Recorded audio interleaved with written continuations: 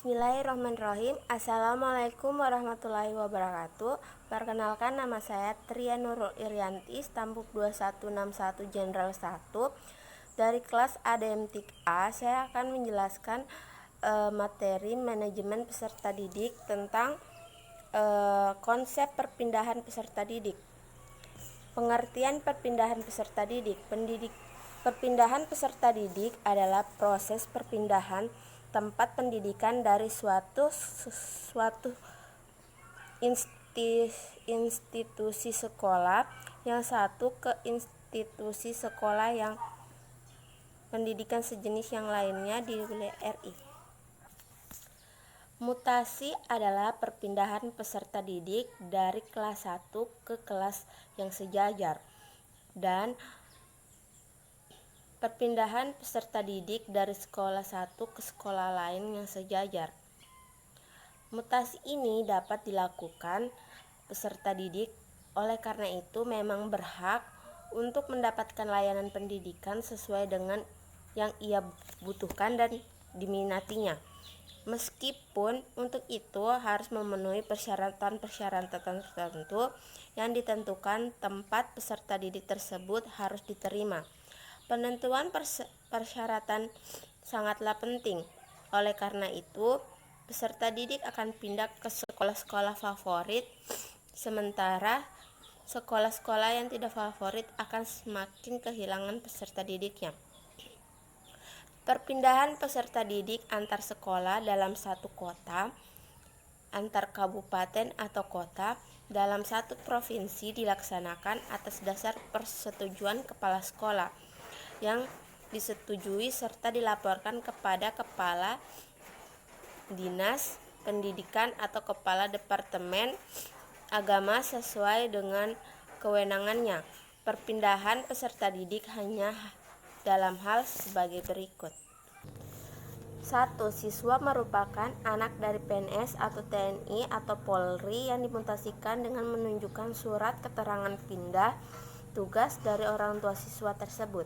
Kedua, siswa yang bukan anak dari PNS, TNI atau Polri harus melengkapi fotokopi KTP orang tua atau surat keterangan pindah dari lurah setempat yang menyatakan bahwa yang bersangkutan telah berdomisili di wilayah yang baru.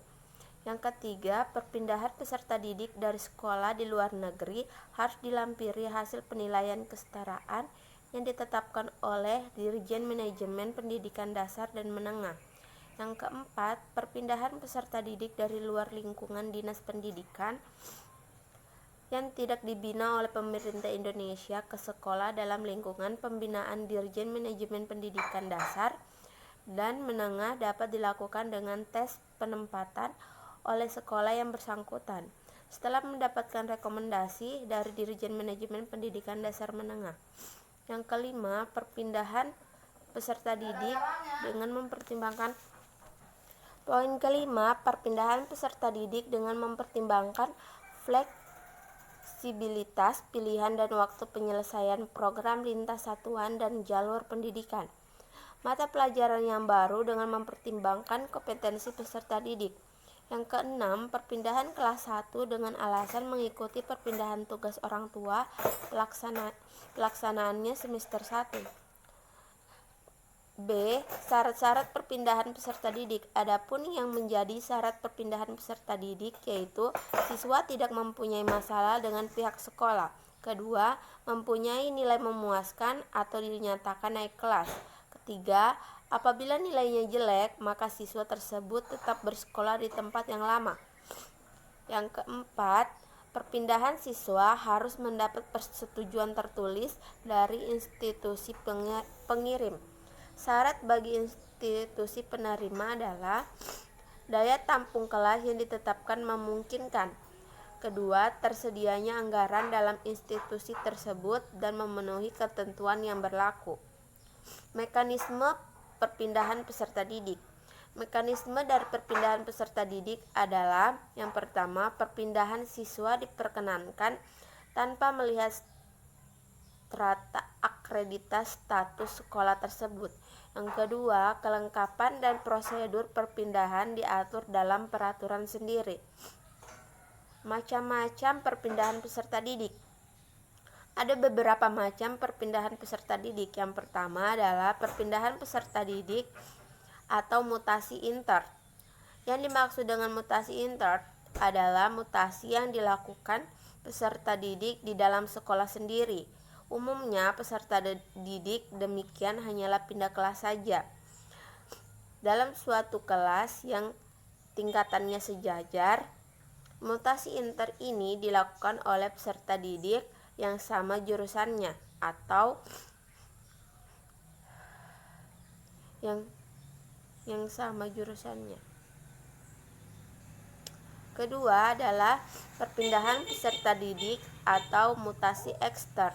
Yang dimaksud dengan mutasi ekstern adalah perpindahan peserta didik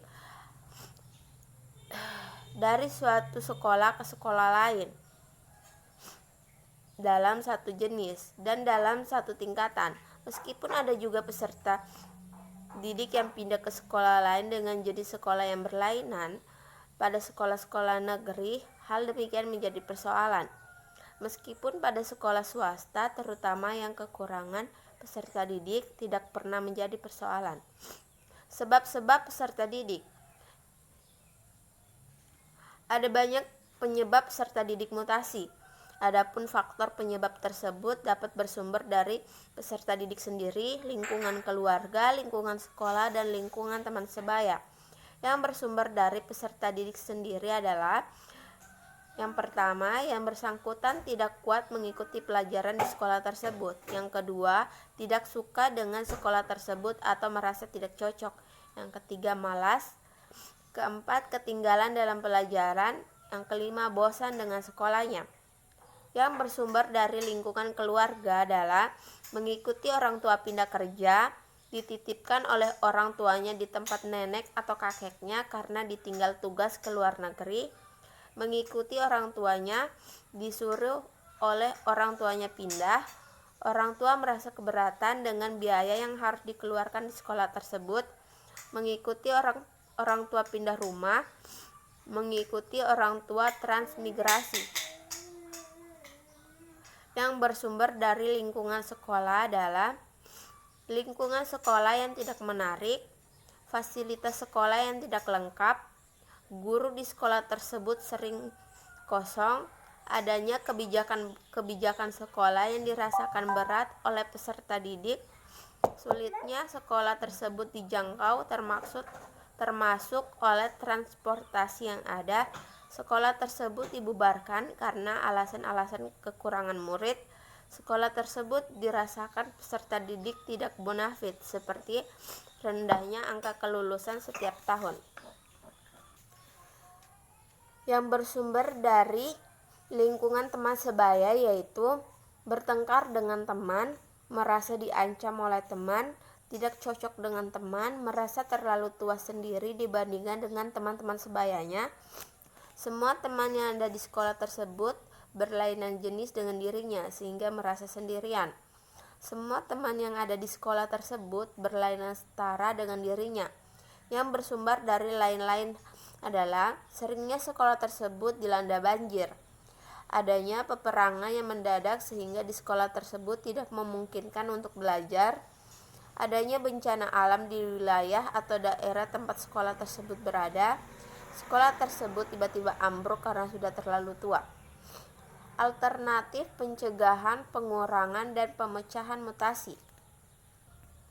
Dalam banyak hal, mutasi memang perlu dicegah agar terdapat kesinambungan pengetahuan peserta didik yang diterima sebelumnya dengan kelanjutannya. Oleh karena itu, izin mutasi hendaknya diberikan jika disertai dengan alasan yang dapat diterima sangat baik bagi perkembangan peserta didik itu sendiri. Seminimal mungkin mutasi peserta didik yang bersifat ekstern haruslah dikurangi. Pencegahan dan pengurangan tersebut tentu bergantung pada macam sumber faktor penyebabnya.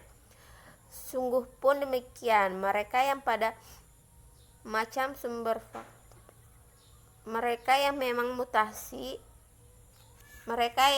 mutasi memang harus dicarikan jalan keluarnya agar menguntungkan bagi perkembangan peserta didik.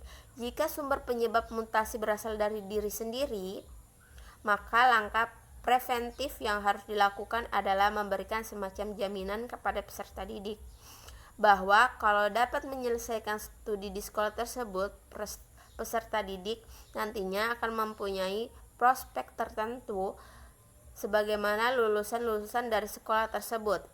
Ini perlu dikemukakan agar mereka yakin benar dengan kebaikan sekolahnya. Dengan demikian, setelah ia melihat sekolah tersebut tidak akan ragu-ragu lagi. Bagi sekolah yang akan menerima peserta didik yang akan mutasi, hendaknya juga meneliti lebih lanjut terhadap mereka sebelum menyatakan menerima.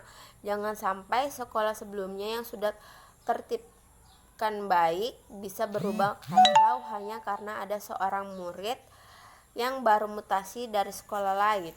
Untuk itulah, sekolah harus meneliti mengenal identitas, kelakuan atau kerajinan, prestasi akademiknya, jurusan atau program asalnya, dan alasan-alasan yang bersangkutan tentang mutasi. Sebab-sebab perpindahan peserta didik akibat drop out. Ada banyak sebab mengapa peserta didik drop out dan tidak menyelesaikan pendidikannya. Rendahnya kemampuan yang dimiliki ini menjadikan penyebab peserta didik merasa berat untuk menyelesaikan pendidikannya. Oleh karena itu, peserta didik dengan kemampuan rendah perlu mendapatkan perlakuan khusus yang berbeda dengan peserta didik kebanyakan. Kedua, karena tidak punya biaya untuk sekolah, ini terutama banyak terjadi di daerah-daerah pedesaan dan kantong-kantong kemiskinan. Pada daerah demikian, janganlah untuk biaya pendidikan. Untuk kebutuhan sehari-hari saja, peserta didik bersama keluarga merasa tidak mencukupi. Padahal harus disadari bahwa semakin tinggi tingkatan dan jenjang pendidikan yang akan ditempuh oleh peserta didik, semakin banyak pula biaya pendidikan yang harus dikeluarkan. Ketiga, karena sakit yang tidak tahu kapan sembuhnya ini menjadikan penyebabnya tidak sekolah dengan batas yang dia sendiri tidak tahu. Lantaran sudah jauh tertinggal dengan peserta didik lainnya, maka kemudian ia lebih memilih tidak bersekolah saja ketimbang bersekolah, karena teman sebayanya sudah hampir menyelesaikan sekolah. Keempat, karena pekerja anak-anak pada negara-negara sedang berkembang sangat banyak jumlahnya. Tidak jarang anak-anak ini juga bekerja pada sektor formal yang terikat oleh waktu dan aturan. Waktu yang ditetapkan oleh perusahaan tempat bekerja bisa saja berbenturan dengan waktu ia masuk sekolah. Oleh karena itu, lambat laun ia tidak dapat sekolah lagi karena harus bekerja. Kelima, harus membantu orang tua di ladang. Di daerah agrasis yang kantong-kantong kemiskinan, putra laki-laki dipandang sebagai pembantu terpenting ayahnya untuk bekerja di ladang. Untuk membantu di ladang dibutuhkan waktu yang relatif banyak sehingga seringkali menjadikan peserta didik tidak bisa mengikuti pelajaran di sekolah. Karena itu, tidak jarang mereka tidak dapat mengikuti lagi pelajaran yang diberikan. Merasa tidak dapat mengikuti tersebut, kemudian peserta didik drop out. Keenam, karena di drop out oleh sekolah, hal ini terjadi karena yang bersangkutan memang sudah mungkin tidak dapat dididik. Tidak dapat dididik lagi bisa disebabkan karena memang kemampuannya rendah, atau dapat juga karena yang bersangkutan memang tidak mau belajar. Ketujuh, karena peserta didik sendiri yang ingin drop out dan tidak mau sekolah. Pada peserta didik demikian, memang tidak dapat dipaksa untuk bersekolah, termasuk orang tuanya sendiri. Kedelapan, terkena kasus pidana dengan kekuatan hukum yang sudah pasti. Pidana yang dialami oleh peserta didik untuk beberapa tahun bisa menjadikan yang bersangkutan akan di drop out dari sekolah karena tidak mungkin sambil pidana dengan tetap bersekolah. Kesembilan, karena sekolah dianggap tidak menarik bagi peserta didik, Karena tidak menariknya, mereka memandang lebih baik tidak bersekolah saja. Kasus-kasus drop demikian memang tidak selamanya dapat dipecahkan. Dalam pengertian ada beberapa kasus peserta didik drop out yang dapat dicegah dan tidak dapat dicegah. Pada peserta didik drop out karena alasan biaya, masih dapat dicarikan jalan keluarnya dengan memberikan beasiswa atau mencarikan orang tua asuh dan sebagainya. Sekian dari saya. Wassalamualaikum warahmatullahi wabarakatuh.